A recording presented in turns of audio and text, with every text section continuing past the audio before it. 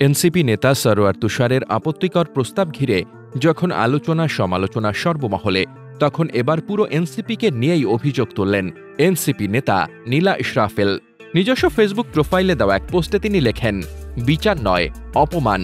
এনসিপির হোয়াটসঅ্যাপ গ্রুপে চলছে মব ট্রায়াল। রাজনীতিতে একজন নারী হিসেবে পথ চলাটা সহজ নয়, জানতাম।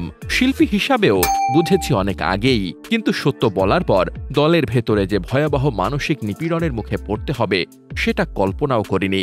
আমি নীলা ইসরাফিল নিজে থেকে কিছু চাইনি, শুধু চেয়েছি একটি নিরাপদ, সম্মানজনক জায়গা যেখানে আমি নীতির পক্ষে কথা বলবো।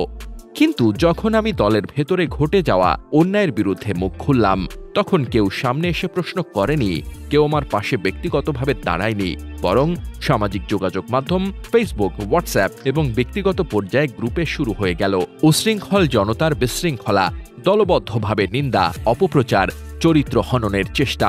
আমি স্পষ্ট করে বলতে চাই, এ কোনো আইনি প্রক্রিয়া নয়, এটা এক ধরনের ডিজিটাল লিঞ্চিং, যেখানে কিছু নির্দিষ্ট ব্যক্তি আমার বিরুদ্ধে মত তৈরি করছেন, গুজব ছড়াচ্ছেন এবং আমার সম্মান এবং আত্মমর্যাদাকে টুকরো টুকরো করে ভেঙে দেওয়ার চেষ্টা করছেন। এটাই কি আপনাদের দলীয় চেতনা এবং নৈতিকতা, যার কথা বলে আমরা জনগণের সামনে দাঁড়াই? যখন একজন নারী সদস্য যৌন হয়রানির শিকার হন, তখন দলের কর্মীবৃন্দ চুপ থাকেন, কিন্তু যখন সেই নারী প্রতিবাদ করে, তখন তাকে ঘিরে গ্রুপে চলতে থাকে আলোচনা, ঠাট্টা, খোঁচা, সন্দেহ। সবকিছুর নাম গণতন্ত্রের চর্চা। না, এ গণতন্ত্র নয়, এটি হাসিনার রেখে যাওয়া ফ্যাসিবাদ।